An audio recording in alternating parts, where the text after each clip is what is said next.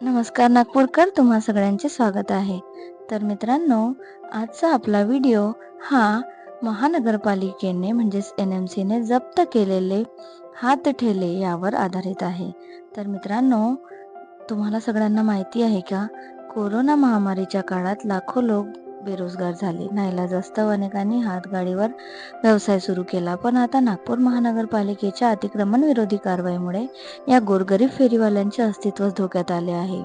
दररोज शेकडो ठेले जप्त होत असून ते परत मिळण्यासाठी महिनोन्महिने मनपाच्या दारात हेलपाटे मारावे लागत आहे. मनपाच्या अतिक्रमण विभागाकडून गेल्या काही महिन्यात 2 ते 3 हजार ठेले जप्त करण्यात आले आहेत आणि नियमानुसार 2,000चा दंड भरल्यानंतर 15 दिवसात ठेला परत मिळणे अपेक्षित असते. मात्र सध्याची स्थिती अशी की दंडाची रक्कमही वाढवून 4,000 रुपये करण्यात आली असून तरीही ठेला परत मिळण्यास 3-4 महिने लागतात. गोरेवाडा येथील गोदामात ठेवले जात असल्यामुळे ते आणण्यासाठी संपूर्ण दिवस खर्ची पडतो. यामुळे पोटापाण्यासाठी ठेला चालवणाऱ्या व्यक्तीचे रोजचे उत्पन्नच बंद होते.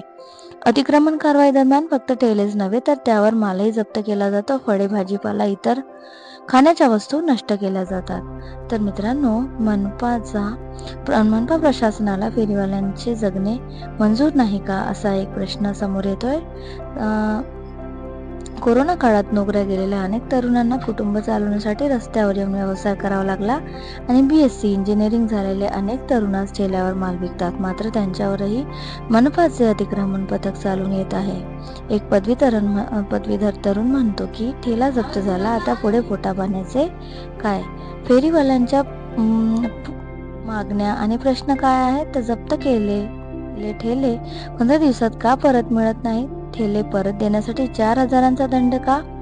माल नष्ट का केला जातो? पंचनामा कुठे आहे? आणि सर्वोच्च न्यायालयाच्या आदेशाची अंमलबजावणी का होत नाही? फेरीवाल्यांचे ओळखपत्र परवाने देण्यामध्ये अडचण काय आहे? या प्रकारचे प्रश्न त्यांचे आहेत.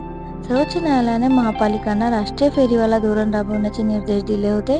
त्यानुसार सर्व फेरीवाल्यांची नोंदणी करून त्यांना स्मार्ट कार्ड आणि ओळखपत्र दिले जावे, असा आदेश आहे. यामुळे त्यांना अधिकृत मान्यता आणि संरक्षण मिळाले असते. मात्र नागपूर महानगरपालिकेने या धोरणाकडे पुन्हा एकदा साफ दुर्लक्ष केले आहे.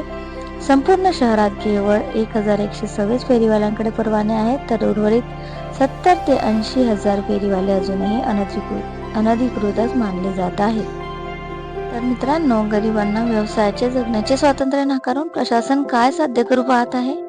जागेचा प्रश्न, वाहतुकीचा अडथळा, शिस्तबद्ध व्यवस्था यावर उपाय शोधणे प्रशासनाचे काम आहे. मात्र थेट उचलून घेणे, परत न देणे आणि मालाची नासाडी करणे ही कारवाई मानवतेच्या आणि कायद्याच्या विरोधात आहे. तर मित्रांनो, व्हिडिओ शेवटपर्यंत बघितल्याबद्दल धन्यवाद. कृपया चॅनलला सबस्क्राईब करा.